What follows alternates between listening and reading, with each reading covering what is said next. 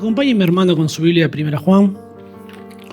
Vamos a continuar nuestro estudio en Primera Juan desde el capítulo 4. Vamos a dedicarnos en esta mañana a estudiar desde el versículo 12. Juan 4, 12, Primera Juan capítulo 4, desde el versículo 12 al 21. Cantábamos recién el último himno. Jesús, yo te amo. Qué precioso este himno. Yo no sé si es que el himno es hermoso, precioso, o es que me trae muy lindos recuerdos, porque fue casi una de las primeras canciones que escuché luego de conocer al Señor. Era muy joven, tenía 13 años y me encantaba, disfrutaba cantar esta canción, sin entender muchas de las cosas que dice. Pero me encantaba decir, Jesús, yo te amo. Y es fácil decir, Jesús, yo te amo. Pero es difícil demostrarlo. Porque las Escrituras enseñan que la forma en la que nosotros demostramos que amamos a Jesús es amar a nuestros hermanos. Y Jesús es precioso, es hermoso, es perfecto. Es una relación en la que nosotros recibimos todas las bendiciones. Jesús no nos necesita a nosotros. Pero nuestros hermanos no son tan bonitos. No somos tan lindos, no somos tan bonitos. Somos pecadores y es más difícil. Pero es ahí donde se hace evidente, ¿no?, que Dios ha derramado el amor su amor en nuestros corazones. Y de alguna forma eso es lo que trata Juan en todos estos versículos que estamos estudiando en 1 Juan capítulo 4. Yo titulé el sermón ¿Cómo ver a Dios en nuestros días? ¿Cómo ver a Dios en nuestros días? No me volví carismático.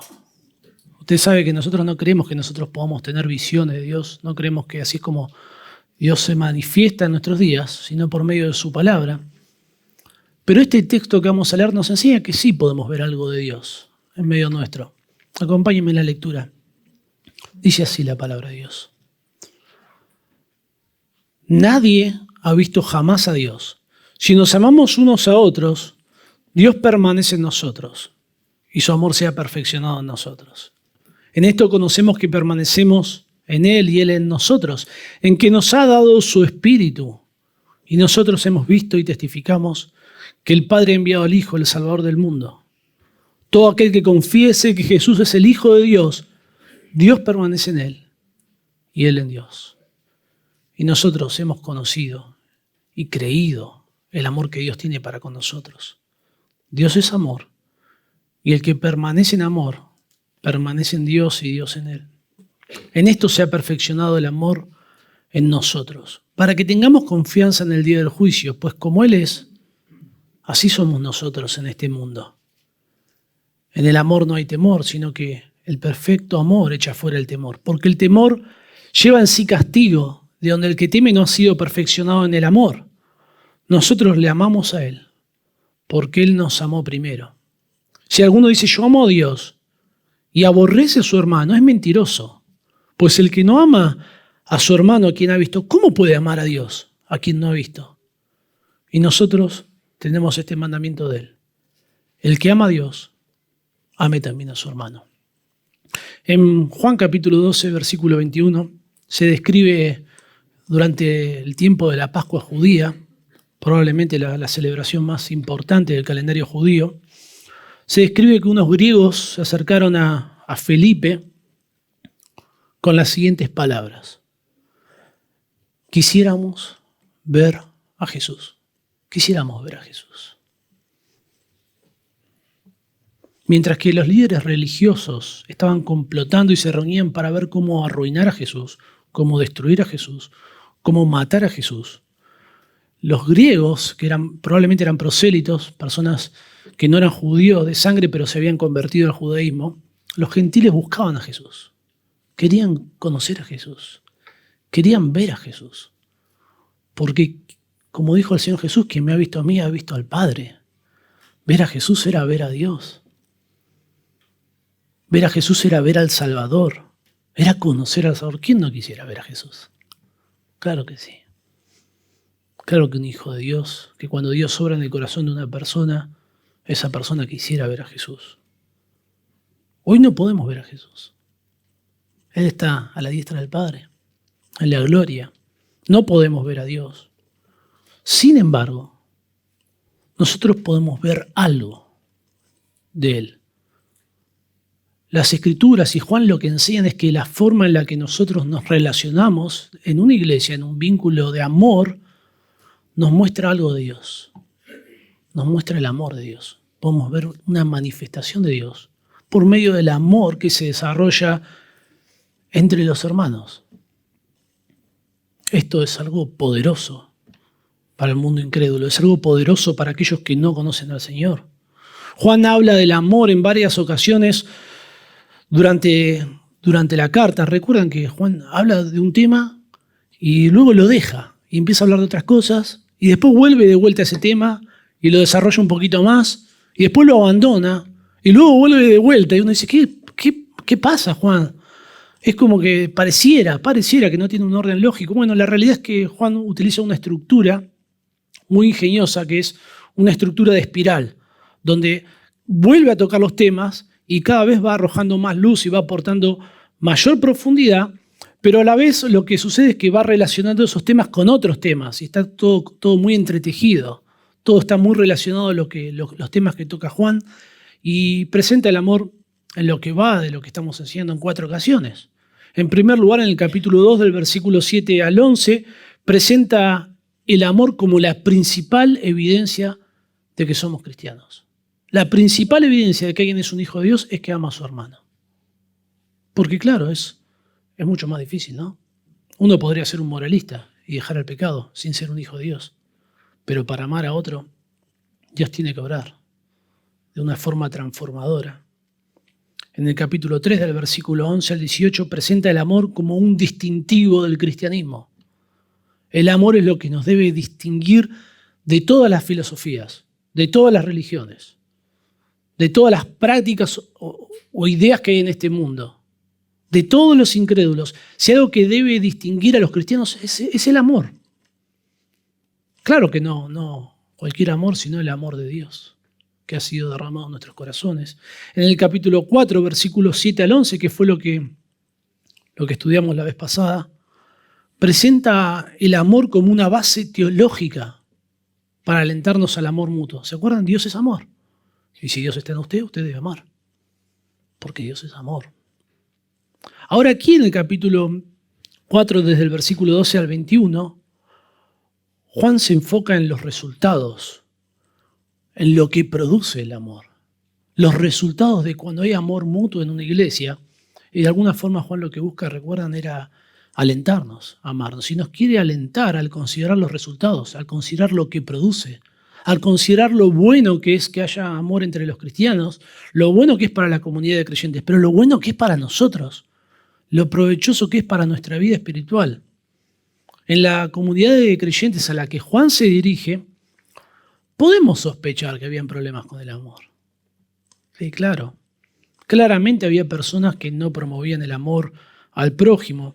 Le voy a leer algunos versículos. El capítulo 2, versículo 9 dice así Juan: el que dice que está en luz y aborrece a su hermano, está todavía en tinieblas. El versículo 11, el que aborrece a su hermano está en tinieblas. El versículo 10 del capítulo 3, el que no ama a su hermano no es de Dios.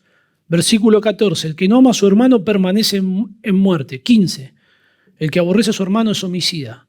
4:8, el que no ama no ha conocido a Dios. Claramente, si Juan está dando todas estas advertencias, bueno, algo pasaba. Claramente hay un problema por el cual Juan decide escribir esta carta y distribuirla en las comunidades que estaban por Éfeso. Y había un problema con el amor. Y Juan nos enseña que el amor a Dios y el amor al prójimo son acciones que van de la mano. Son acciones que van juntas. No son acciones que se pueden considerar de forma separadas. El amor a Dios y el amor al prójimo son verdades que no se pueden divorciar. No deberían. Y si aparecen es una alarma.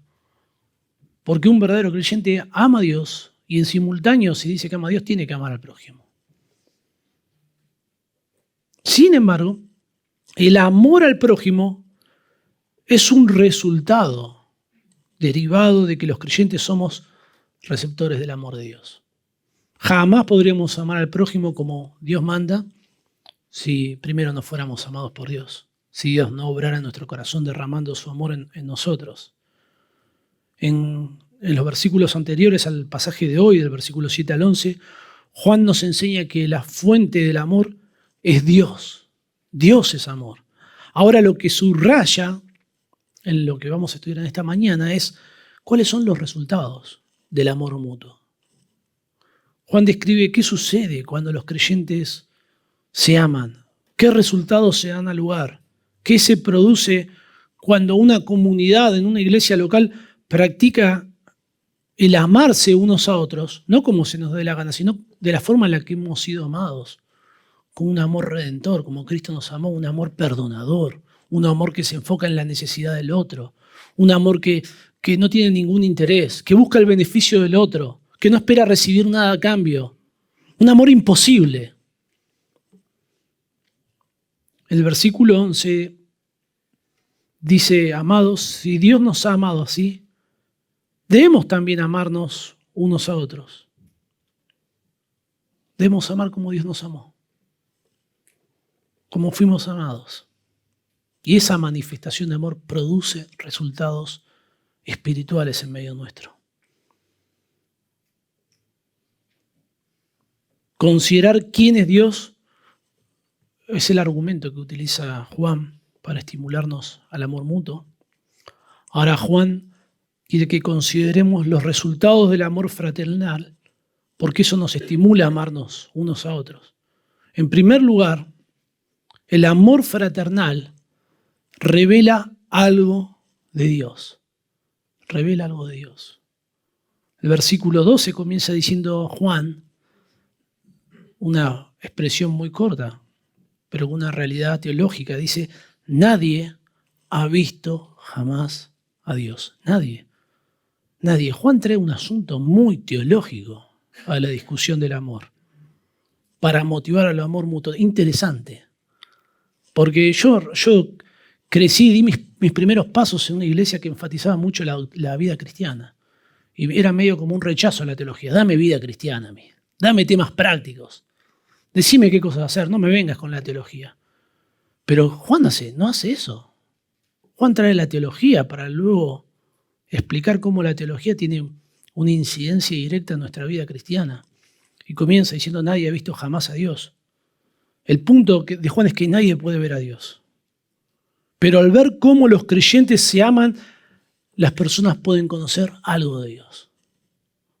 Específicamente algo de su amor. El hecho de que al amarnos mutuamente estamos mostrando el amor de Dios a este mundo, eso debe motivarnos a practicar el amor entre nosotros, ¿o no?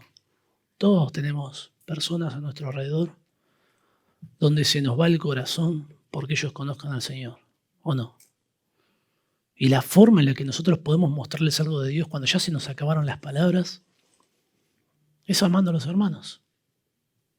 Es mostrando amor. Esta verdad teológica de que nadie verá jamás a Dios es un atributo de Dios. Los teólogos lo llaman la invisibilidad de Dios.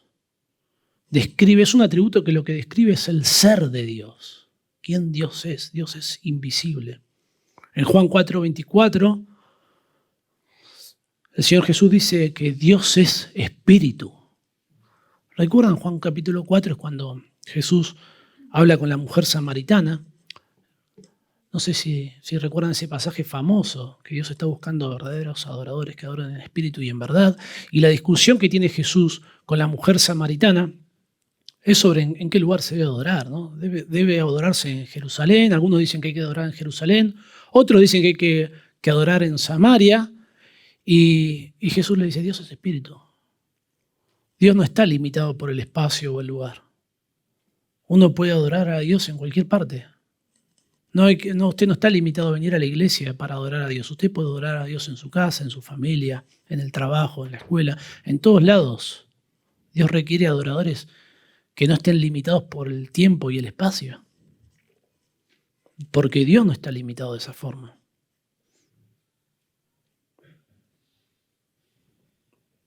Dios es espíritu. Esto significa que Dios no tiene un cuerpo físico, ni tampoco está hecho de materia como el resto de la creación. Por eso Dios es santo, Dios es apartado de la creación, Dios es diferente de su creación. Nosotros no podemos percibir a Dios por medio de nuestros sentidos corporales, no podemos tocarlo, no podemos verlo, es imposible, nadie jamás puede ver a Dios. En relación con el hecho de que Dios es espíritu, se nos enseña que Dios es invisible. El teólogo Wayne Grudem define así: la invisibilidad de Dios quiere decir que nosotros jamás podemos ver la esencia total de Dios, todo su ser espiritual, y sin embargo, se nos muestra mediante cosas visibles y creadas. No podemos tener una visión exhaustiva, total de Dios, no podemos ver a Dios, pero podemos conocer algo de Dios. Por medio de las cosas creadas podemos conocer su grandeza, su omnipotencia, pero por medio de las relaciones entre los creyentes podemos conocer algo de su amor.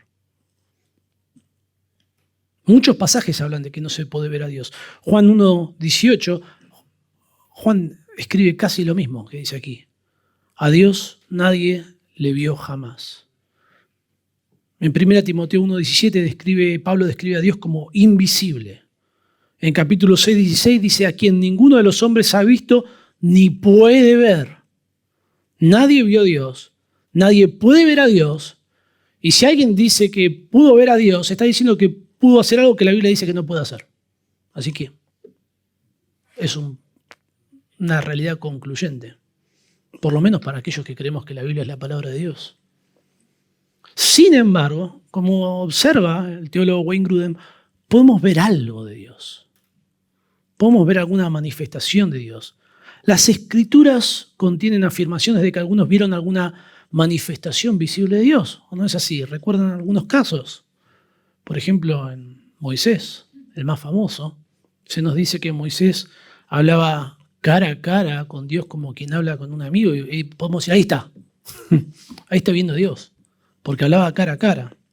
Sin embargo, inmediatamente que leemos eso en el versículo 20, Dios le dice: nadie puede verme y seguir con vida.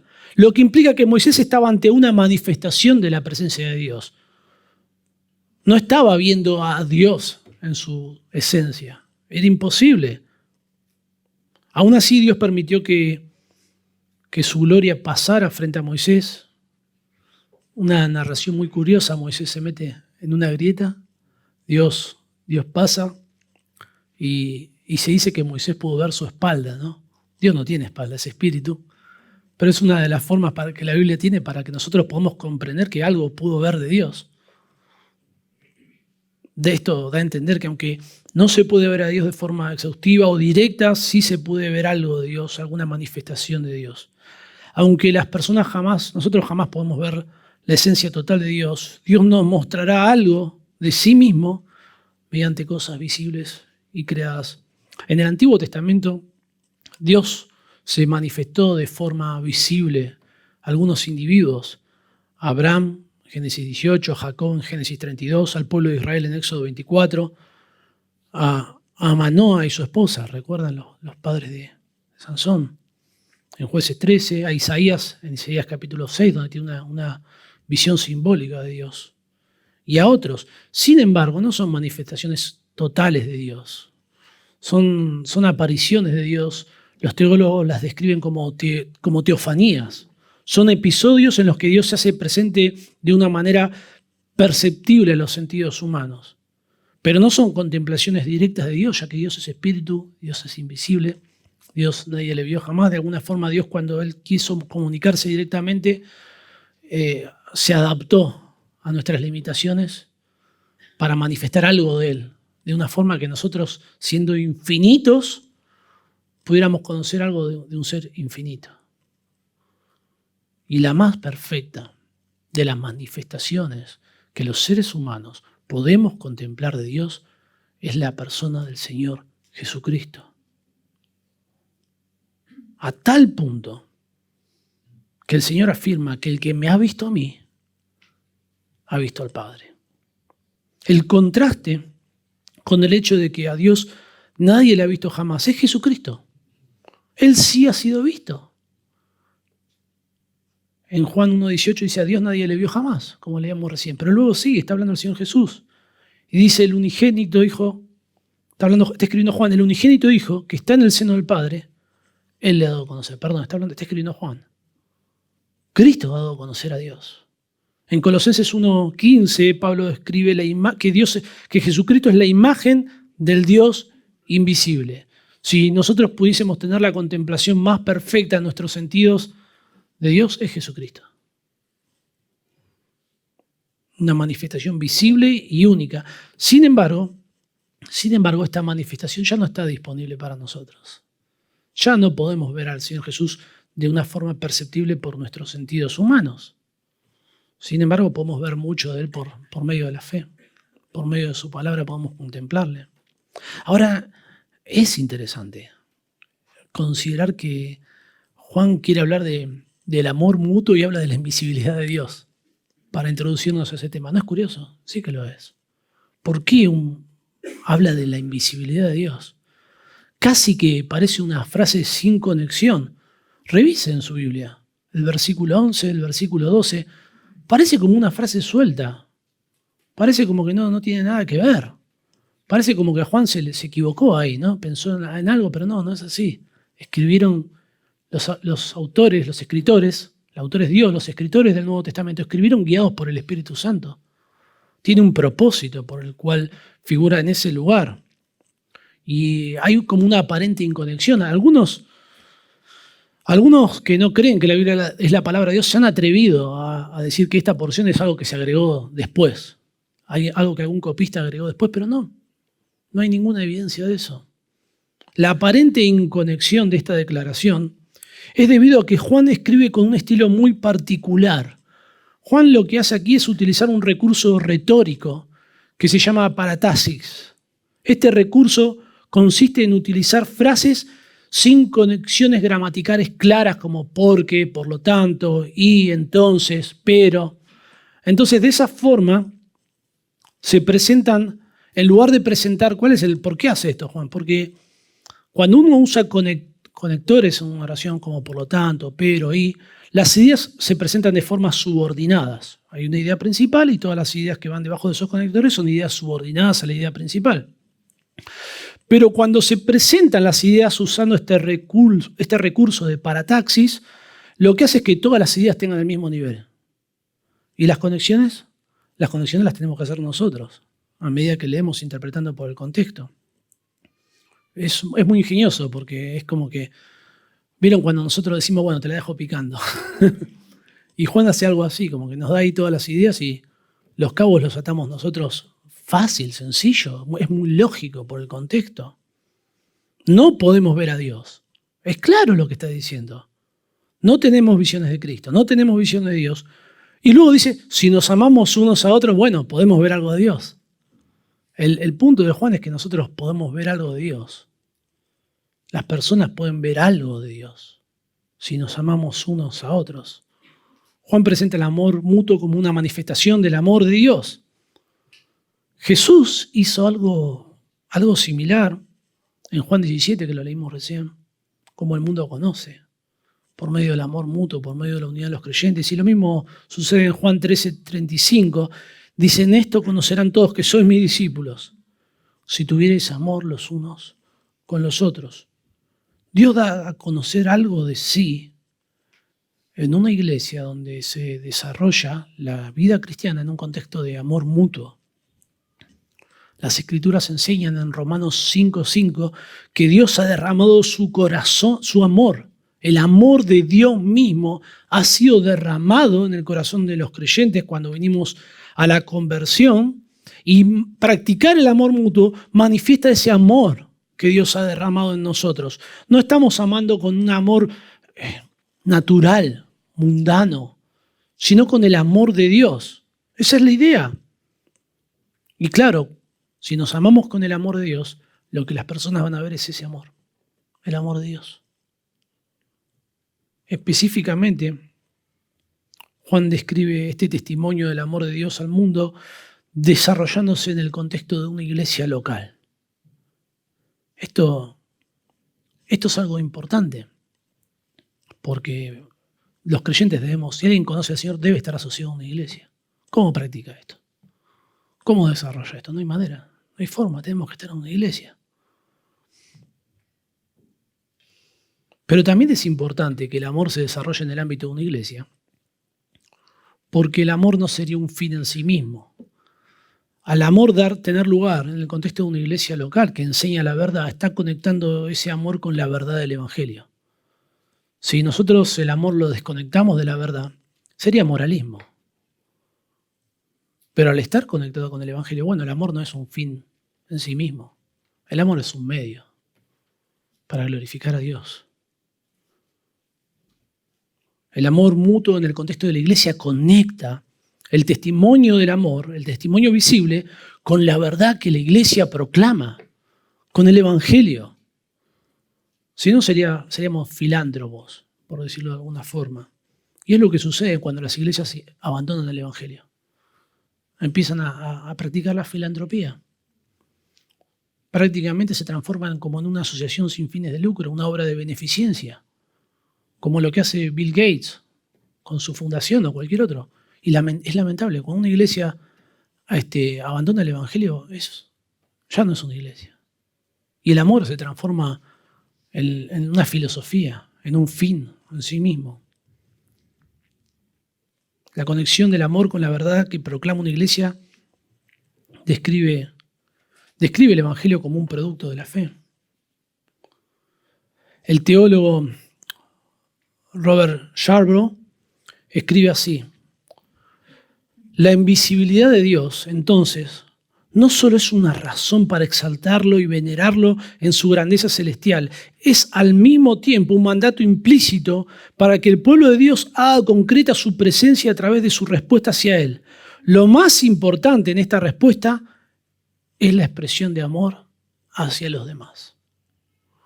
El amor fraternal actúa como una ventana, ¿no? Donde otras personas que no conocen a Dios pueden ver algo de Dios, pueden ver el amor de Dios, pueden ver la presencia de Dios en medio de una comunidad cristiana. Y esto tiene, hermanos, pero un montón de implicaciones significativas para nuestras vidas. Y estoy seguro que usted está haciendo ya conexiones en cómo esto impacta en la forma en la que usted vive su cristianismo. Pero vamos a dejar las implicaciones para el final. Desarrollamos primero todo el texto y después al final hacemos algunas observaciones finales. En segundo lugar, el segundo resultado que nos estimula a practicar el amor mutuo es que el amor fraternal reafirma nuestra certeza eterna. El amor fraternal reafirma que somos creyentes, reafirma que somos hijos de Dios, reafirma nuestra seguridad de salvación. Noten que vamos a leer ahora el versículo 12, y fíjense en su Biblia que el versículo 12 trata con dos temas. En ese mismo versículo dice así: si nos amamos unos a otros, el primer tema ¿cuál es? Dios permanece en nosotros. Y el segundo tema, su amor se ha perfeccionado en nosotros. Y Juan hace en los siguientes versículos algo muy curioso, porque del versículo 13 al 16, Juan expande el primer tema, que Dios permanece en nosotros. Encontramos 4 ocasiones la repetición de la palabra permanece. Y luego, del versículo 17 al 18, en ambos versículos encontramos la explicación de qué es ser perfeccionado o que el amor sea perfeccionado. Entienden la idea, no los quiero confundir. Es como que en un versículo Juan dice, bueno, ahora voy a hablar de este tema y de este tema. Y luego agarra y sigue y dice, bueno, ahora el tema 1, y lo desarrolla. Y después el tema 2. Entonces el primer tema que él trata es que Dios permanece en nosotros. Entonces lo podemos leer de la siguiente manera: si nos amamos unos a otros, Dios permanece en nosotros. Versículo 13. En esto conocemos que permanecemos en Él y Él en nosotros, en que nos ha dado su Espíritu. Y nosotros hemos visto y testificamos que el Padre ha enviado al Hijo, el Salvador del mundo. Todo aquel que confiese que Jesús es el Hijo de Dios, Dios permanece en Él y Él en Dios. Y nosotros hemos conocido y creído el amor que Dios tiene para con nosotros. Dios es amor, y el que permanece en amor permanece en Dios y Dios en Él. El amor fraternal no es la base de nuestra seguridad de salvación. Nuestra seguridad de salvación no descansa en el amor fraternal. Nuestra seguridad de salvación descansa en Cristo, en su obra, en su sacrificio sustituto perfecto, hecho una vez y para siempre, que hace perfecto para siempre a los santificados.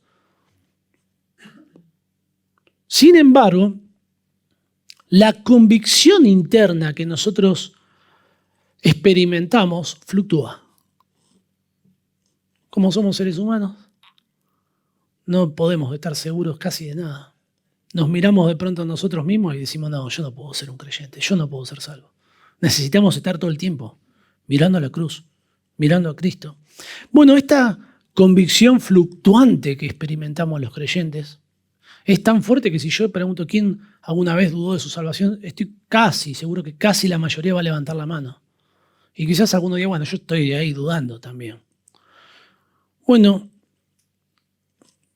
trae consuelo esta verdad para todos nosotros, porque esa convicción fluctuante que hay en nuestro corazón es alimentada, es fortalecida cuando practicamos el amor entre nosotros. Muy interesante.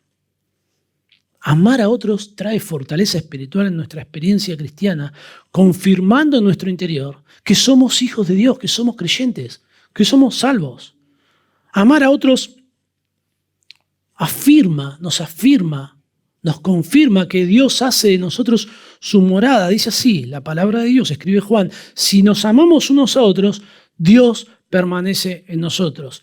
La palabra permanece significa quedarse, vivir, estar, morar. Es la palabra que describe cuando alguien se queda en un lugar físico, cuando alguien se queda en una morada, en una casa, en una habitación. Y de forma figurada se utiliza esta palabra para describir que Dios mora en nosotros. Esta expresión describe que la acción es llevada a cabo por Dios mismo. Dios mora en el creyente. Y debemos subrayar algo, la morada de Dios en el creyente no es un resultado de amar a otros. No es porque usted ama a otros, Dios dice, bueno, qué buen tipo, me voy a quedar acá. No, la realidad es que Dios jamás podría decir eso mirándonos a nosotros. Es al revés. Dios hace su morada en nosotros y el resultado ¿cuál es? Amamos al prójimo, amamos a otros. Por lo tanto, el amor mutuo es muy claro, ¿no? Cómo reafirma nuestra seguridad eterna de que Dios mora en nosotros, produciendo amor al prójimo. Bajo ningún punto de vista, y quiero subrayar esto, debemos pensar de que Dios hace su morada en el creyente porque amamos a otros. Eso sería salvación por obras. No hay gracia en eso. Eso sería legalismo. En ese mismo sentido, en 1 Juan 3:14 dice así Juan, nosotros sabemos que hemos pasado de muerte a vida, ¿en qué amamos a los hermanos? No dice por qué amamos a los hermanos, ¿en qué amamos a los hermanos? El amor al prójimo es la evidencia. Es muy fácil decir, bueno, yo amo a Dios, Dios mora en mí. Bueno, eso se manifiesta amando a mi prójimo. Y la morada de Dios en nosotros se establece en una relación recíproca. Dice el versículo 12, si nos amamos unos a otros, Dios permanece en nosotros. Ahí, ¿quién está llevando a cabo la acción de permanecer? Dios. Pero el versículo 13 dice algo diferente. Dice, en esto conocemos que permanecemos en Él. ¿Quién lleva ahí la acción? Nosotros. Y luego dice, y Él en nosotros. Pero fíjense, primero dice que la acción la lleva Dios. Y ahora acá llegamos al versículo 13 y dice que nosotros llevamos esa acción a cabo. Dice, en esto conocemos que permanecemos en Él y Él en nosotros. Nosotros en Él y Él en nosotros. Muy similar a lo que expresa el Señor Jesucristo en Juan capítulo 17 en su oración. Juan describe que la relación que nosotros tenemos con Dios es una relación continua, recíproca. Cuando alguien tiene una relación con Dios, eso se manifiesta porque hay una reciprocidad. No solamente Dios me ama a mí, yo amo a Dios y yo amo a mi prójimo. Bueno, es interesante porque las relaciones recíprocas se dan en dos direcciones normalmente.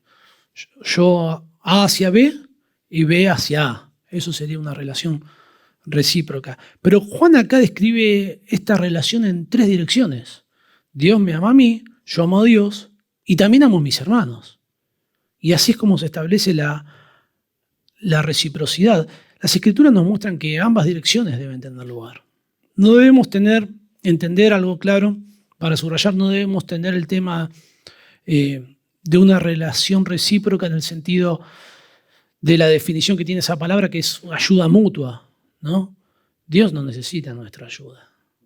Dios no necesita nada de nosotros. Es al revés. Nosotros necesitamos de Dios. Pero entendemos por reciprocidad de que cuando Dios establece una relación con alguien, produce algo en su corazón y esa persona va a amar a Dios y va a amar a otros. Dios permanece en mí y yo permanezco en Dios. Juan nos enseña que por medio del amor mutuo nosotros podemos tener esta certeza de que somos hijos de Dios, porque luego dice, y en esto conocemos que permanecemos en Él y Él en nosotros. Nosotros podemos tener esta certeza. Conocemos es una palabra griega que describe no solamente un conocimiento intelectual y teórico, sino que también implica que ese conocimiento se puede experimentar, se puede llevar a cabo por medio de la experiencia. Es aquel conocimiento que nosotros podemos comprobar en nuestra vida. Por ejemplo, 1 Juan 2:3 dice, y en esto sabemos, es la misma palabra, que nosotros le conocemos, si guardamos sus mandamientos. Por la experiencia de guardar los mandamientos de Dios, podemos saber que nosotros le conocemos. Bueno, en este caso es por medio del amor.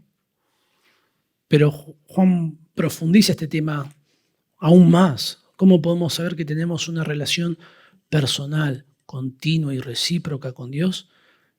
Dice Juan en el versículo 13, la segunda parte, en que nos ha dado su Espíritu. Nosotros sabemos que tenemos esta relación porque Él nos ha dado de su Espíritu, el Espíritu Santo, porque tenemos el Espíritu Santo. La palabra dado es un verbo perfecto. Eso describe una acción que se llevó a cabo en el pasado, pero que sus efectos continúan en el presente.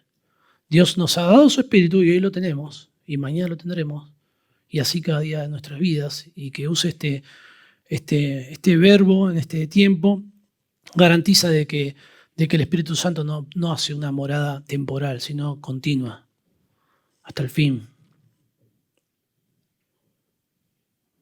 ¿Cómo podemos saber entonces que tenemos el Espíritu Santo? Amar a otros no podría darnos esa seguridad. Amar a otros no nos va a dar seguridad de que somos salvos y de que tenemos el Espíritu Santo. Guarda. Porque nuestro amor es imperfecto, ¿no? Entonces, si miramos cómo amamos, y vamos a llenarnos de dudas. El versículo 14 dice, y nosotros hemos visto y testificamos que el Padre ha enviado al Hijo, el Salvador del mundo. Todo aquel que confiese que Jesús es el Hijo de Dios, Dios permanece en Él y Él en Dios. Ahí es donde nosotros podemos encontrar seguridad completa. En Cristo, en su obra. La palabra confesar es la palabra homologueo, que significa hablar la misma cosa. Significa que lo que nosotros confesamos de Cristo es lo mismo que Dios dice. De alguna forma nosotros debemos reemplazar aquellas ideas cerradas que tenemos de Cristo cuando venimos a la salvación, entender, conocer qué es lo que dice la palabra de Dios y confesar lo mismo, creer lo mismo, abrazar lo mismo, entregarnos a esas verdades. Afirmar que Jesús es el Hijo de Dios, enviado por el Padre y que es nuestro Salvador. Nosotros sabemos que tenemos el Espíritu Santo por un simple hecho, muy sencillo, que hemos creído, que tuvimos fe, que creímos en el Evangelio, que hemos confesado a Jesús como nuestro Señor y Salvador. Eso sucedió en el momento que creímos que nosotros recibimos el Espíritu Santo de manera inmediata. Nosotros no tenemos que pedirle a Dios que nos dé su Espíritu una vez que somos salvos. Cuando nosotros tuvimos fe en Cristo como nuestro Salvador, el Espíritu Santo vino a hacer su morada inmediatamente de forma simultánea. Eso enseña Efesios 1:13, que dice, en Él también vosotros, habiendo oído la palabra de verdad, el Evangelio de vuestra salvación, y habiendo creído en Él, Son todos participios, funcionan como un adverbio, habiendo. No es el verbo principal. Y ahora viene el verbo principal, que es un indicativo. Dice, fuisteis sellados con el Espíritu Santo de la promesa. Ese es el verbo principal. Fuimos sellados. ¿Cuándo? Habiendo, en simultáneo, cuando creímos, cuando escuchamos el Evangelio, cuando lo abrazamos en ese mismo instante, todo eso sucedió y ni nos dimos cuenta. Recibimos el Espíritu Santo de forma simultánea. Y el versículo 15 proporciona una prueba doctrinal de que somos creyentes. Y el versículo 16 proporciona una prueba moral de que somos creyentes. El versículo 15 dice, todo aquel que confiese que Jesús es el Hijo de Dios, Dios permanece en él. Lo que confesamos los creyentes en cuanto a Cristo es una prueba doctrinal de que somos hijos de Dios. Las ideas importan y mucho. Para ser salvo hay que abrazar las ideas correctas. Nadie va a llegar a Dios por una idea falsa en cuanto a Cristo. Nadie va a llegar a Dios por un Cristo disminuido, inventado, creado por hombres, sino por el Cristo verdadero, que es el único camino. Y amar al prójimo es una prueba moral. Es una evidencia de que somos hijos de Dios. El versículo 16 dice, y nosotros hemos conocido y creído el amor que Dios tiene para con nosotros. Dios es amor y el que permanece en amor permanece en Dios y Dios en él. Es muy claro, ¿no? Alguien no puede decir que Dios permanece en él, que él permanece en Dios y no hay amor. Son ideas sinónimas. Y podemos presentar en base a estas verdades 3 hipótesis que nos pueden ayudar para tener mayor comprensión, por lo menos a mí me ha ayudado. En primer lugar, si alguien ama a Dios, pero no confiesa a Cristo, ¿sí? Alguien dice que ama a otros, ama a las personas, pero no confiesa a Cristo, ¿qué les parece? ¿Puede ser un hijo de Dios? No hay forma, no hay manera, no pasa la prueba doctrinal. Es condenado por su incredulidad. Juan 3:18 dice que el que cree en él no es condenado, pero el que no cree ya ha sido condenado. Si no cree en Jesús, por más que ame a lo que ame, no pasa nada. La segunda hipótesis, si alguien confiesa a Cristo y no ama a su prójimo, y guárdala. Porque todos estamos en un proceso de santificación. ¿O no? O usted es tan cristiano ahora como lo era antes, por decirlo de alguna forma. Usted es un hijo de Dios, eso ocurre una vez. Usted no puede ser más hijo de Dios de lo que era. Pero a medida que pasa el tiempo, que usted se va acercando a la palabra y va obedeciendo, hay más de Dios en su vida, hay más manifestaciones de que Dios está en su vida. Entonces, seguramente, a medida que vamos creciendo en nuestra vida cristiana, amamos más de lo que amábamos antes y tenemos fluctuaciones en nuestro amor. Yo no me atrevería a decir que alguien que confiesa a Cristo y no ama a su prójimo no es un incrédulo a ser tan concluyente. Puede ser que sea un incrédulo, ¿no? Hay dudas razonables. Habría que evaluar. Pero sin lugar a duda alguien que dice que ama a Cristo, que confiesa a Cristo, pero rechaza abiertamente amar a otro, bueno, ahí ya no hay manera. Pero no hay forma de que alguien que no ama a su prójimo tenga certeza de que es un hijo de Dios. No hay manera. Alguien que confiesa a Cristo pero no ama a otros debería estar lleno de inseguridades. Porque Gálatas capítulo 5, versículo 22, un creyente tiene el Espíritu Santo. Y Gálatas 5, 22 nos enseña que el fruto del Espíritu es amor. Una de las formas en la que nosotros podemos ver que alguien tiene el Espíritu de Dios es porque comienza a haber una manifestación del amor de Dios en su vida.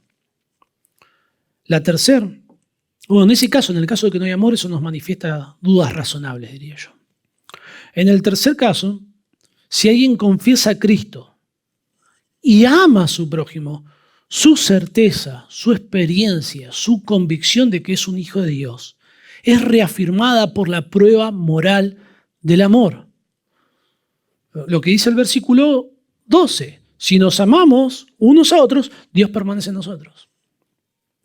La certeza de salvación se forja en el crisol del amor mutuo. Cuando usted ama a otros, su certeza se ve fortalecida. Usted recibe el testimonio interno del Espíritu Santo de que usted es un hijo de Dios. La convicción personal de que usted es un creyente crece, se afirma. Por el contrario, cuando usted no ama a otros, cuando usted está airado, enojado con otros, cuando usted no perdona a otros, cuando usted está peleado con otros o lo que sea, que describe una ruptura de esa relación de amor para con su hermano, usted va a tener dudas, usted va a dudar, se va a llenar o no, se va a llenar de dudas. ¿Qué pasa en mi corazón que no puedo perdonar? Que no puedo amar. Si tengo el amor de Dios, no puedo, es incompatible. No hay manera. Disfrutar de esta certeza debe motivarnos, ¿o no?, al amor mutuo. Si hay dudas en mi corazón, amo a otros, practico el amor. Considerar los resultados del amor fraternal nos estimula a amar a otros. El amor fraternal revela algo del carácter de Dios, es lo que vimos en primer lugar. En segundo lugar, el amor fraternal reafirma nuestra certeza eterna. Y en tercer lugar, el amor fraternal refuerza nuestra confianza para el día del juicio. Aquí lo que vamos a hacer va a ser tomar la segunda parte, el segundo tema, el tema 2, como le dicen los profesores, tema 1, tema 2. Vamos a tomar el tema 2 aquí y lo desarrolla en los versículos 17 al 18. Dice así, el versículo 12, si nos amamos unos a otros, tema 2, su amor se ha perfeccionado en nosotros. Y lo retoman en el versículo 17. En esto se ha perfeccionado el amor en nosotros, para que tengamos confianza en el día del juicio. Pues como Él es, así somos nosotros en este mundo. En el amor no hay temor, sino que el perfecto amor echa fuera el temor, porque el temor lleva en sí castigo, de donde el que teme no ha sido perfeccionado en el amor. Los creyentes, aun con el conocimiento más básico que podemos tener del Evangelio, sabemos que no seremos condenados por Dios en su juicio. La razón de esta confianza es que tenemos una comprensión precisa del Evangelio, que entendemos el Evangelio. Juan 5:24, el Señor dice, el que oye mi palabra y cree al que me envió, tiene vida eterna y no vendrá condenación, mas ha pasado de muerte a vida. Ahí está, tenemos esa certeza porque hemos creído el Evangelio y no vamos a ir a condenación porque en ese instante pasamos de muerte espiritual a vida eterna. Esta confianza la recibimos el día que entendimos el Evangelio. Juan nos dice que no solamente podemos tener esta confianza por la comprensión del Evangelio, sino también cuando el amor se ha perfeccionado en nosotros. Cuando el amor de Dios cumple su objetivo en nosotros. Y ese objetivo se hace evidente amando a otros. Cuando nosotros amamos a otros, Dios tiene un propósito al amarnos y a derramar su amor en nosotros, que es que nosotros también amemos a otros. Cuando amo a otros, puede aumentar, puedo tener aún más confianza para el día del juicio. ¿Qué es el día del juicio? Evidentemente, de alguna forma esto debería preocupar a las personas, pensar de que hay un juicio futuro, de que esta vida es tan corta, tan corta. Yo siempre me olvido cuántos años tengo. Le pregunto a mi señora. Y hago una cuenta, yo nací en el 80, entonces son todos los números de cada año entonces digo, estamos en el 2024. Este año cumplo 44. Tengo 43 años. Qué rápido que pasaron. Muy rápido. Es muy cortita. Casi que si vivimos esta vida si hacemos las cosas para vivir esta vida no vale la pena. No sé cuántos años Dios me dará, pero ¿cuánto más puedo tener? No sé. No lo sabemos. No son muchos. Comparado con la eternidad, no son nada. Bueno, hay un día de un juicio que describe las Escrituras. Las Escrituras describen diferentes juicios. En Mateo 10, 15, 11, 22, 12 y 46 describe el juicio futuro de Dios sobre el mundo incrédulo, aquellos que rechazaron el Evangelio. El Señor Jesús dice, de cierto os digo que en el día del juicio será más tolerable el castigo para la tierra de Sodoma y Gomorra que para aquella ciudad, una ciudad que rechazaría, ¿no?, a los discípulos. En Hebreos 9:27 dice que está establecido para los hombres que muramos una sola vez y después de eso el juicio, y ese juicio se describe ahí en Apocalipsis capítulo 20, versículo 11 al 15, y es un juicio del cual nadie será absuelto, del que todas las personas van a ser condenadas. Y dice que van a ser juzgadas las personas por sus obras. Si somos sinceros y vemos nuestras obras y nuestro corazón y lo peor de nosotros, imagínese, si usted no tiene a Cristo, tendría que estar muerto de miedo al pensar en el juicio futuro. Usted tendría que no dormir de noche, tendría que transpirar, tendría que sudar, porque lo que la Biblia dice que le espera es un castigo eterno, que no acaba. Es un castigo casi incomprensible. Mi hija me lo preguntaba en la semana y yo trataba de explicarlo y no lo podía entender. Y la verdad que ni yo lo entiendo. Porque es un castigo que excede cualquier experiencia que nosotros podamos tener. Todos los seres humanos, luego de la muerte, debemos rendir cuentas delante de Dios. Y la razón por la cual los seres humanos serán condenados es por rechazar a Cristo. Y esta es la condenación, dicen las Escrituras, que la luz vino al mundo y los hombres amaron más las tinieblas que la luz, porque sus obras eran malas. Cristo vino a este mundo y los hombres dijeron: no queremos, no te queremos. Y en base a ese rechazo a la persona del Señor Jesucristo, las personas serán condenadas a una eternidad en el infierno.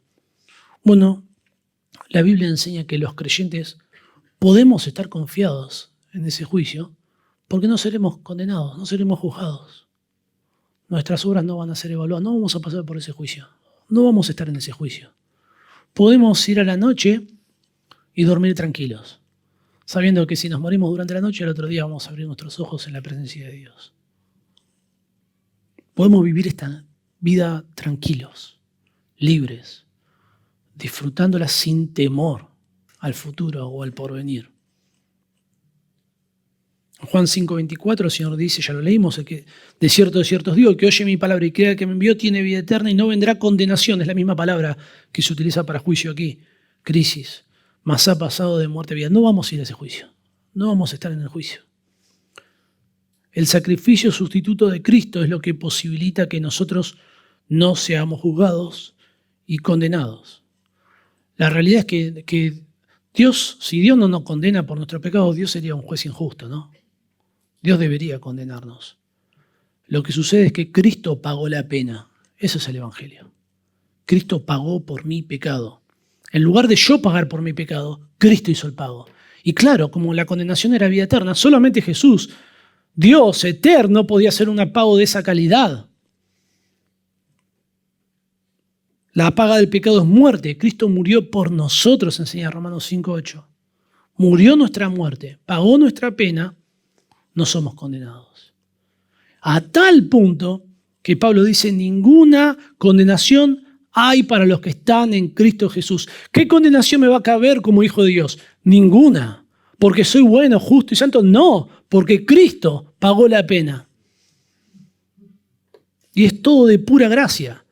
Tener confianza en el día del juicio significa que en ese juicio, ser un atrevido en ese juicio. Tener una confianza absoluta, total.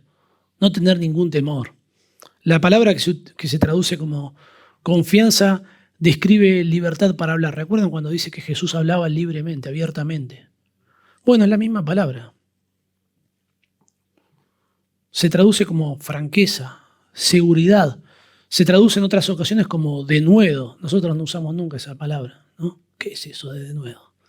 Bueno, es alguien que es valiente para hablar, que no tiene miedo de decir las cosas, que habla y que pase lo que pase. Y si me quieren matar, bueno, yo lo digo ya, porque no tengo miedo, ¿no? para decir la verdad.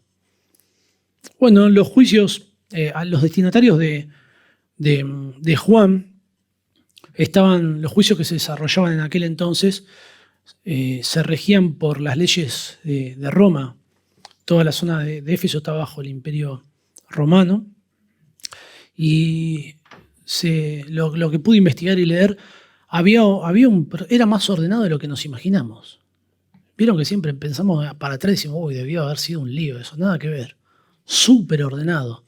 Había un procedimiento estricto.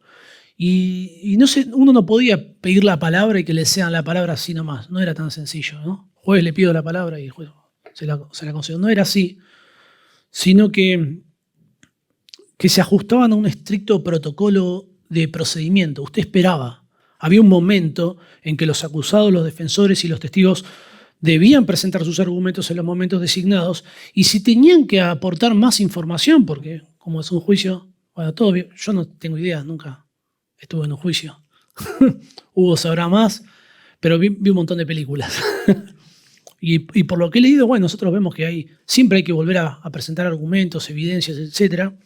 Bueno, si usted tenía que aportar más información, debía esperar el momento indicado y hacer una solicitud de manera formal para presentar más argumentos. Interrumpir el juicio y hablar en el juicio sin que usted tuviese el permiso formalmente concedido, resultaba en una dura sanción que podría incluir la prisión. Así que imagínese, usted estaba ahí en el juicio y no quería ni estornudar, ¿no? No era el lugar donde llevaríamos a nuestros hijos a ver, a presenciar. No íbamos a hablar.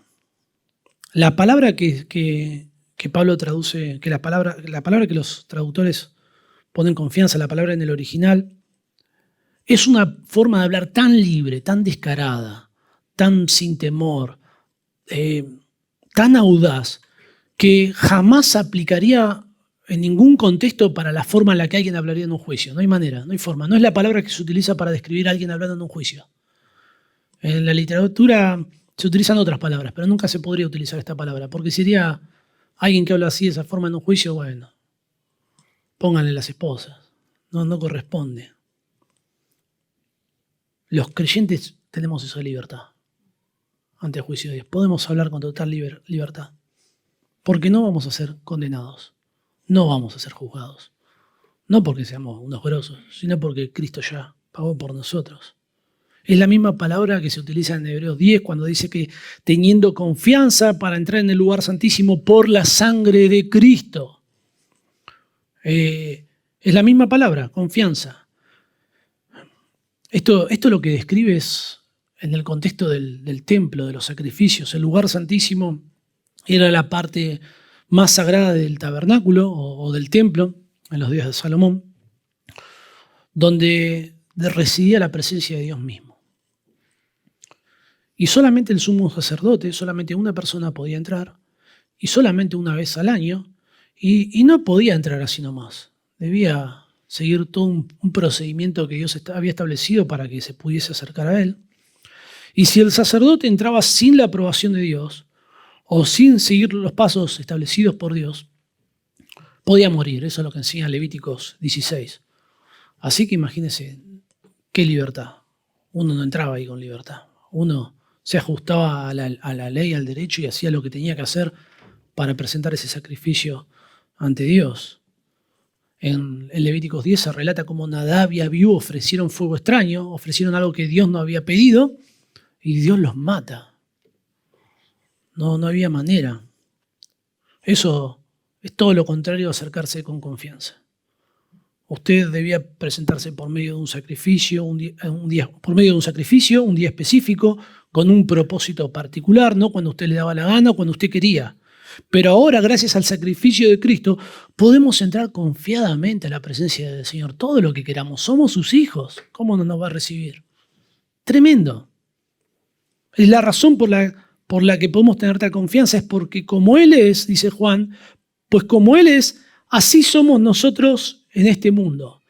Como Él es. Yo me preguntaba, ¿de quién habla cuando dice como Él es?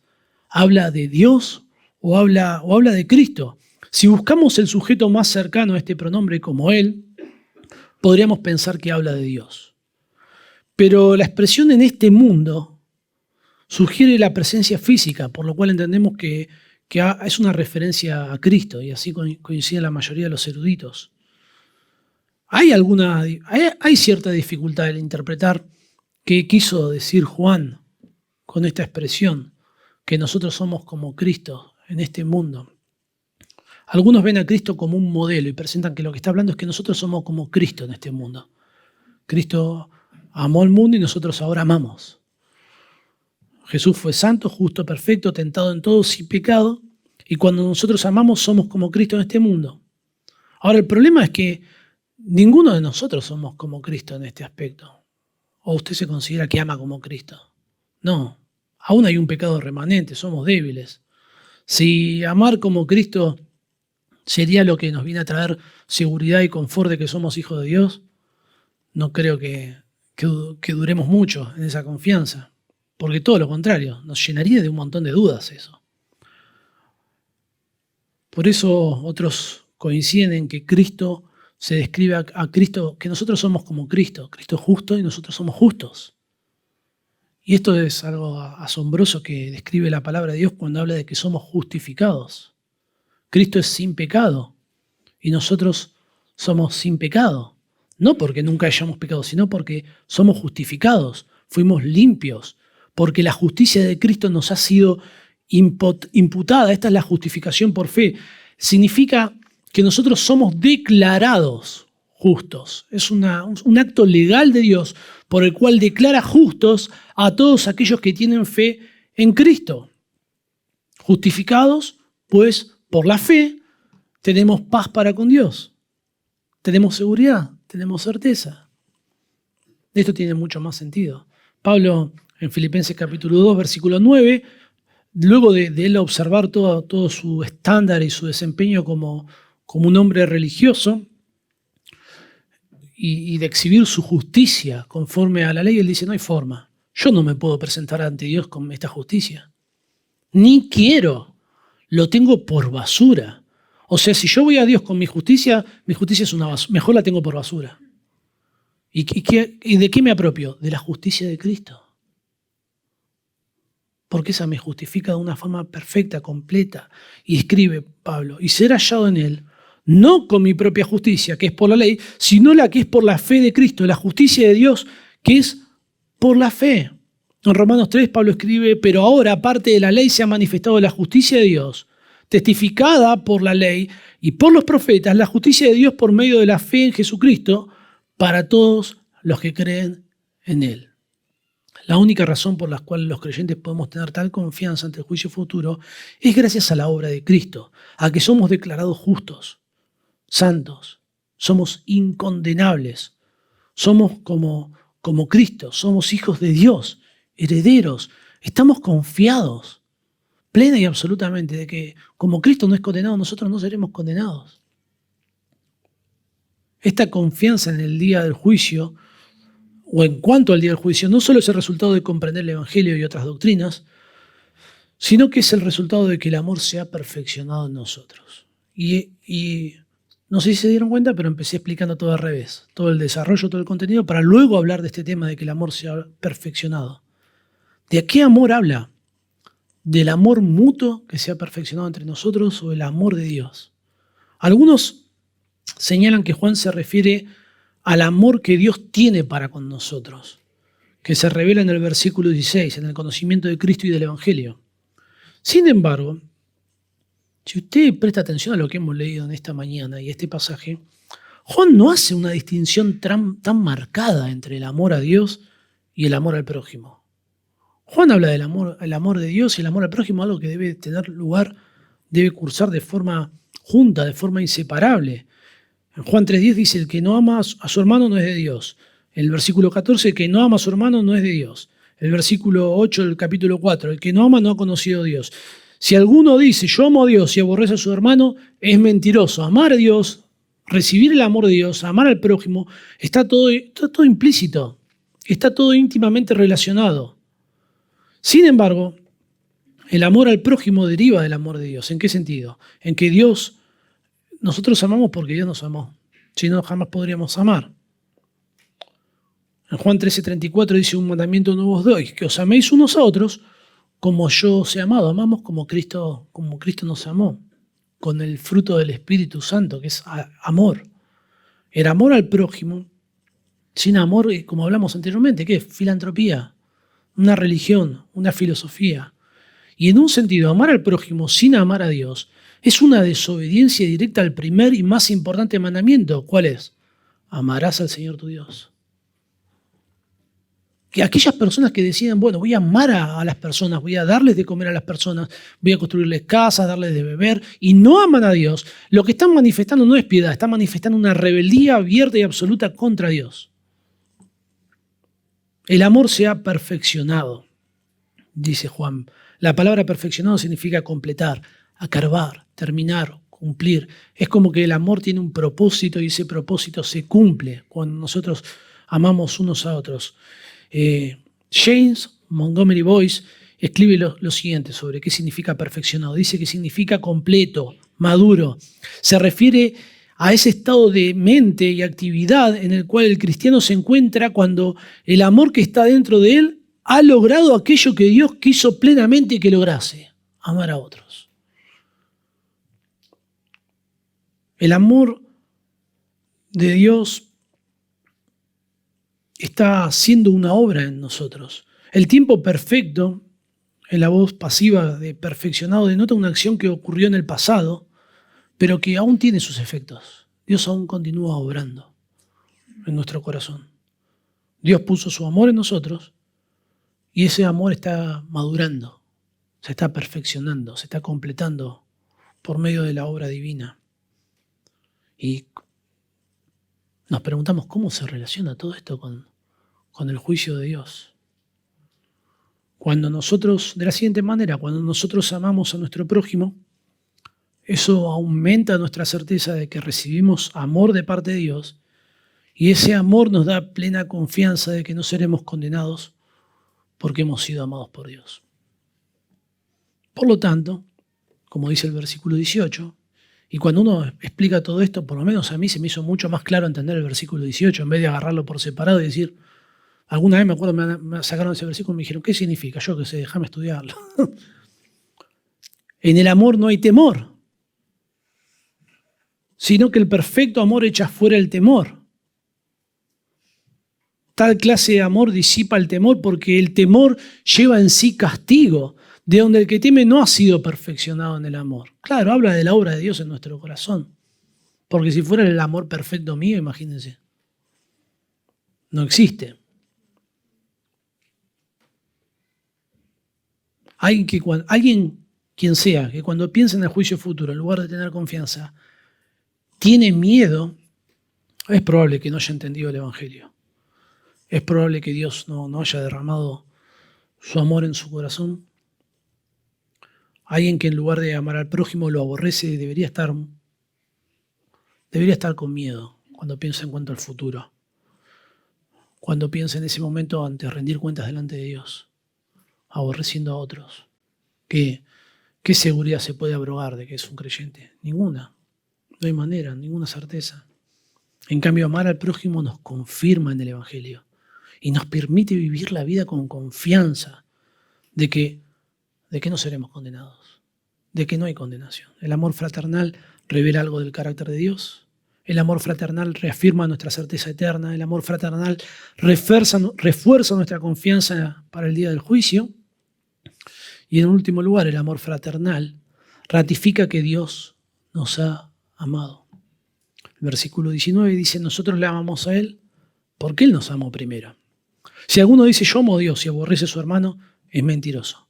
Pues el que no ama a su hermano, a quien ha visto, ¿cómo puede amar a Dios a quien no ha visto? Y nosotros tenemos este mandamiento de Él. El que ama a Dios, ame también a su hermano. Si usted comprendió el Evangelio, si entendió cómo Dios amó al mundo de tal manera que envió a Cristo para que usted crea y sea salvo, el amar a otros se transforma en una ratificación de esa verdad, porque dice que Dios ha amado al mundo. Y si usted ama a otros, usted puede decir, bueno, Dios me amó. A mí. Y a mí. Yo tengo esa relación personal con Dios. Ya no solo tiene el testimonio de las Escrituras, sino el testimonio interno de Dios produciendo amor en su vida. La Reina Valera, la versión que yo uso y que la mayoría de nosotros usamos, dice, nosotros le amamos a Él. Pero las versiones, la Biblia de las Américas y la nueva versión internacional, algunos sé que la tienen, dice nosotros amamos. No hay objeto directo, no dice a quién amamos, dice que nosotros amamos. Esta diferencia se debe a que en los manuscritos que se utilizaron para cada una de las traducciones hay diferentes variantes. Y unos incluyen el objeto directo, autos, a él, y otros lo omiten. Probablemente cuando dice a él sea una adición de algún copista, porque dice nosotros amamos y falta el objeto directo, falta algo, y alguien probablemente lo adicionó como para, pensando de que de pronto alguien lo perdió. Sin embargo, bueno, esa edición no afecta doctrinalmente el pasaje, pero sí modifica sobre quién se llevó a cabo la acción de amar. Probablemente nosotros amamos sea lo más acertado, ya que los manuscritos más antiguos así lo contienen. Nosotros amamos subraya que no es solamente amar a Dios, es amar a Dios, amar al prójimo. Nosotros amamos. La razón por la que amamos es porque Dios nos ha amado y no se refiere al amor que está dirigido solamente a Dios. La idea sería que nosotros amamos porque Él nos amó primero. Y eso sí es revelador. Porque decir que nosotros amamos a Dios porque Él nos amó primero sería muy lógico, ¿no? Pero si nosotros amamos en un sentido no solamente horizontal, sino también vertical, eso es mucho más revelador. Eso aporta mucha más evidencia. Y esto significa que la fuente de todo amor genuino, verdadero, por Dios y por los demás, viene de parte de Dios. Si amamos, si respiramos es porque Dios nos dio vida. Bueno, la forma en la que un cadáver espiritual respira es por medio del amor. Y si hay amor, nosotros podemos decir, bueno, ahí hay vida. Ahí Dios lo amó. Y eso de alguna forma nos humilla, porque significa que todos esos actos de amor que nosotros podemos llevar a cabo, supliendo la necesidad de un hermano, visitándole, compartiendo su palabra, invitándolo a nuestra casa, o haciendo lo que sea, no se debe a que nosotros somos buenos, ni lindos, ni amorosos, ni nada. No somos nada. Sino que se debe a que Él nos amó. Y ese es el sentido de Juan. Por eso es que nosotros vemos a Dios entre nosotros por medio del amor. Dios nos amó primero. Dios como nuestro Redentor, Él tomó la iniciativa. Las personas vienen a una relación con Dios por iniciativa individual de Dios. Dios no se puso de acuerdo con nosotros para amarnos. Nosotros no nos pusimos de acuerdo con Dios diciendo, Dios, yo voy a creer en vos. Y Dios dice, bueno, ahora yo te voy a amar. No. Dios tomó la iniciativa primero cuando nosotros éramos muertos espirituales y no podíamos hacer ni una sola decisión. Él nos amó primero. Efesios 2:4 dice, Dios que es rico en misericordia, por su gran amor con que nos amó, estando aún muertos en pecados. Dios nos dio vida juntamente con Cristo, cuando estábamos muertos. Pablo describe al ser humano como un cadáver, sin posibilidad de amar, sin posibilidad de hacer algo bueno. Y Dios nos amó en esa condición putrefacta, deplorable. Dios tomó la iniciativa unilateralmente. Según Efesios 1 dice, según nos escogió en Él antes de la fundación del mundo.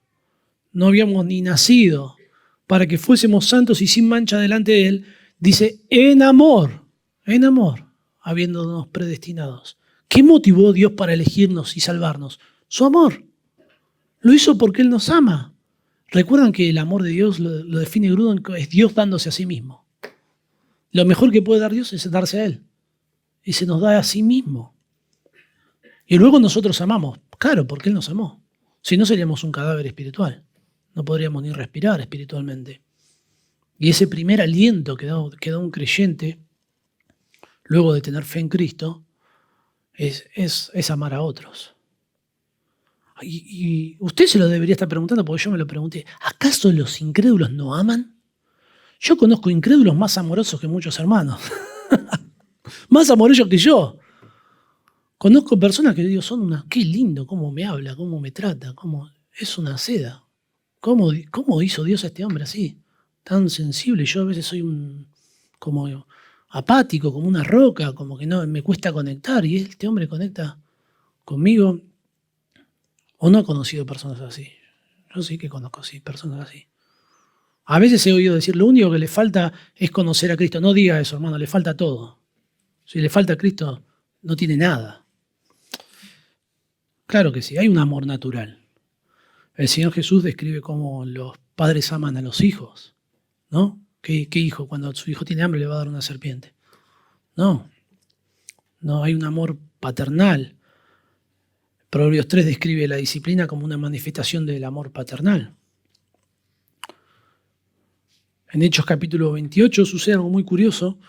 Se describe un naufragio, ¿recuerdan? En la isla de Malta. Y Pablo describe cómo los habitantes de Malta los atendieron de una forma hospitalaria. Y ahí le armaron como un fueguito para que se calentase. Y bueno, no sabemos qué más habrán hecho, pero le mostraron amor. No eran creyentes, la gente de Malta. Y mostraron amor.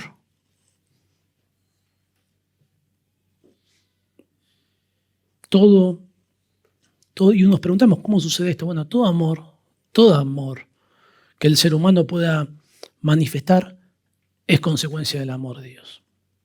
Amamos porque Él nos amó primero. Las Escrituras enseñan que los seres humanos fuimos creados a imagen y semejanza de Dios. Pero esta imagen ha sido distorsionada por causa del pecado. Nuestro amor sin Cristo es defectuoso, es débil, es interesado. A veces es solamente un amor familiar, una lealtad familiar. Nadie puede amar al prójimo y a Dios como Cristo nos amó, a no ser que Dios mismo le transforme y derrame y restaure su corazón y quite ese corazón de piedra y le dé un corazón de carne que pueda amarle y amar a otros. Y cuando nosotros vemos algún acto de amor en un incrédulo, lo que estamos viendo es el carácter de Dios, que los seres humanos fuimos creados a imagen y semejanza de Dios, y aunque el pecado ha distorsionado esa imagen, podemos ver algo del amor de Dios. Pero nunca vamos a ver el amor de Cristo. La Escritura enseña que no hay forma que alguien ame como Cristo. No hay manera, Dios tiene que obrar. Dios tiene que salvarle por medio del Evangelio. El orden que establece aquí Juan del amor cristiano no es Dios me amó, 1, yo amo a Dios, 2, y en tercer lugar, yo amo a mi prójimo. No, sino que nosotros amamos. Es Dios me amó y yo amo a Dios y a mi prójimo. Todas las manifestaciones de amor son consecuencias de que hemos recibido ese amor de Dios. Van juntos. Dice el versículo 20, si alguno dice yo amo a Dios y aborrece a su hermano es mentiroso. Pues el que no ama a su hermano a quien ha visto, ¿cómo puede amar a Dios a quien no ha visto? Yo puedo engañar a otros diciendo yo amo a Dios, yo amo a Dios, yo a Dios lo reamo. Pero no puedo engañar a otros diciendo que amo a los hermanos. Porque ahí usted me va a decir, no, ¿qué vas a amar si el otro día te ve peleando con este? Te vi discutiendo, si de fulano no le hablás, si con mengano estás peleado. Vos no amás a nadie. ¿Qué vas a decirme que amás a Dios si no podés amar a tu hermano? El amor a otros proporciona una evidencia observable, ¿no? De alguien que ama a Dios y que es amado por Dios. Y Juan termina todo esto tan lindo, ¿no? De hablar del amor, que quisiéramos que este amor nazca ahí de forma natural, ¿no? Pero Juan termina hablando de que el amor es un mandamiento. Y parece un poco frío hablar de que el amor es un mandamiento. Dice el versículo 21, y nosotros tenemos este mandamiento. Así termina.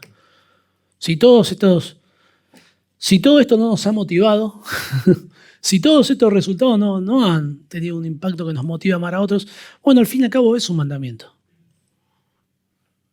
Nosotros tenemos este mandamiento de él. El que ama a Dios, ame también a su hermano. Que amar sea un mandato implica que no tenemos la inclinación natural, los creyentes, a amar a otros. Dios ha obrado, podemos hacerlo, pero no nos sale siempre bien, ¿no? A veces me pasa que quiero hablar con mis hijos y digo, bueno, le voy a hablar a mis hijos, le voy a hablar sobre este tema, todo, y después termino los gritos. Y digo, ¿qué pasó? ¿Qué me pasó? Yo lo tenía todo, era el padre campeón del mundo, era como lo había planificado yo. Y se me fue de las manos. Y terminó todo mal. Y por mi culpa encima. O sea que me miró a mí y digo, metí la pata. La experiencia me sirve para la próxima. Bueno, que amar sea un mandato implica que requiere un esfuerzo. Que requiere un sacrificio. Que yo me tengo que esforzar en amar a otro, que no siempre va a salir de forma natural. Es tan lindo cuando sale de forma natural, es precioso, nos encanta, ¿no? Pero claro, nos sale de forma natural normalmente, por lo menos a mí me sale de forma natural con los que me aman. Es el amor más egoísta que hay. Alguien me ama y yo lo amo, y sí, claro, obvio, ¿cómo no lo vas a amar? Si mira cómo te ama. Pero cuando tenemos que pensar en alguien que no conocemos, o en alguien del que no vamos a recibir ningún afecto, nada, o en un total desconocido, si no nos lo proponemos no va a suceder. ¿Cómo va a invitar usted a su casa a comer y hablar del Señor a alguien que no conoce de forma natural? No sale natural. De alguna forma usted se tiene que proponer bendecir a otros, amar a otros, manifestar amor a otros. Es fácil amar sin reconocer obligaciones, guiados por sentimientos que están todo el tiempo fluctuando, ¿no? Un día amamos, al otro día no nos gustó algo, no amamos, al otro día no nos gustamos ni nosotros mismos y no amamos porque no nos sentimos con ganas de amar a nadie. Va todo el tiempo ahí fluctuando. Las situaciones cambian, las personas cambian, nuestro corazón cambia. Pero el amor fraternal implica aquí un compromiso a la obediencia. Debemos estar comprometidos a obedecer el mandato de amar a otros. Cuando esos sentimientos fallan, debemos recordar que amar es un deber al cual nosotros nos debemos sujetar. Yo no sé, trato de pensar en todos ustedes, no sé los solteros que piensan, ¿no? De pronto piensan que la vida matrimonial es maravillosa, que se aman, tenés a tu esposa y te amás y todo va bien y todo, ya no voy a estar más solo y todo va a ser color de rosa y vas y te casás y estás ahí peleando. Y decís, ¿qué pasó? No, debe haber un compromiso, amar al otro. Debe haber un ejercicio de nuestra voluntad. Por eso es tan importante casarse como Dios manda de forma legal, porque asume que hay un compromiso, de que yo lo dejo asentado, de que yo no me voy a salir de esta relación así nomás, que yo voy a permanecer, voy a perseverar. Los seguidores de Jesús manifiestan una respuesta obediente al amor que recibieron y amarán a otros por obediencia divina. Implicaciones prácticas. Yo no sé cómo estamos de tiempo porque me olvidé de poner el cronómetro, pero tenemos tiempo, ¿no? ¿Un poquito más? Un poquitito. Algunas implicaciones prácticas. Si el amor a otros revela algo del carácter de Dios, deberíamos esforzarnos de forma concreta por amar a aquellos que aún no conocen al Señor. Deberíamos esforzarnos por aquellos que vienen hace poco a la iglesia y que no sabemos realmente si son creyentes porque no hemos interactuado, porque no hemos hablado en profundidad sobre las cosas del Evangelio, o aquellos que vienen por primera vez. Si el amor va a demostrar algo de Dios, bueno, con más razón, ¿no? Deberíamos proponernos demostrar amor a esas personas. Yo creo que en la iglesia eso sucede, pero no siempre, ¿no? Por lo menos yo no me siento así el campeón en eso y yo debería mejorar. Y bueno, cada uno puede hacer una autoevaluación al respecto. Segundo lugar, si el amor a otros reafirma mi identidad como hijo de Dios en los momentos de dudas, ¿seré creyente? ¿No seré creyente? Y yo cuando creí bien. ¿Habrá sido genuino mi fe y mi arrepentimiento? ¿O habrá sido medio religioso? ¿Será que habré entendido bien? Pues ya hace un montón de años, capaz que no entendí nada. Y en vez de mirar ahí al pasado y hacer esa introspección morbosa, lo que deberíamos hacer es amar a otros. En vez de pensar, pues es como que nos estamos amando a nosotros mismos. A ver qué tan buena es mi fe, qué tan genuino es mi arrepentimiento. Ni se gaste. Yo se lo digo, es malísimo. Es malísimo. ¿Qué podemos pensar de mirar en nosotros mismos y decir, no, mi fe no sabe lo que fue una cosa firme como una roca? Nadie. En vez de hacer eso, lo que deberíamos hacer es enfocarnos en amar en otros, salir un poquito de estar así como ensimismados en nuestras inseguridades y amar a los demás. Si el amor mutuo reafirma nuestra confianza de que no seremos condenados, si el amor nos libera de ese temor que muchas veces nos paraliza, esto nos debería animar a vivir nuestro cristianismo de una forma abierta, compartiendo el Evangelio con aquellos que sí son condenados. ¿No? El hecho de saber de que nosotros no vamos a ser condenados, pero otros sí, debe ser un estímulo, es uno de los estímulos, ¿no? Para compartir el Evangelio. Si amar a otros es una consecuencia de que fui amado por Dios, bueno, eso debería humillarnos a nosotros. Entender que cualquier manifestación que haya de amor en medio nuestro es una consecuencia de la obra de Dios. Eso quita toda gloria de la cual nosotros podamos robar a Dios y se la otorga al único que la merece, que es nuestro Dios amoroso. Perfecto. Oremos. Oremos, hermano. Padre Celestial,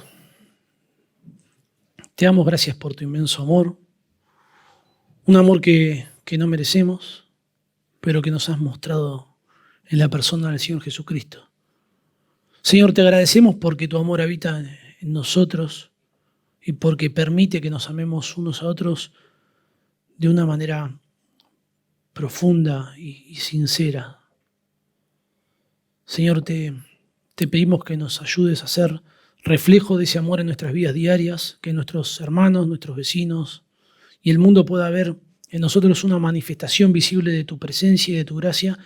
Permite, Señor, que nuestro amor sea un testimonio vivo de que tú habitas en medio de nosotros. Danos, Señor, fuerza, humildad para servirnos, para perdonarnos y para sacrificarnos, Señor, por otros. Que cada acto de amor sea una evidencia de que somos creyentes, de que somos hijos tuyos y una preparación, Señor, para el día que estemos delante de ti. Señor, que como iglesia seamos una comunidad que refleje tu amor de forma tangible en acciones y en palabras, para que otros puedan conocerte. Y Señor, confiamos, Padre, en tu Espíritu Santo, que perfecciona ese amor en nosotros, para que vivamos sin temor, con la confianza plena de que estamos en tus manos, de que nadie nos puede quitar de allí, de que podemos acercarnos a ti, Señor, sin temor y vivir esta vida confiados. Y te lo agradecemos, Señor, en el nombre de Jesús, nuestro Señor y Salvador. Amén.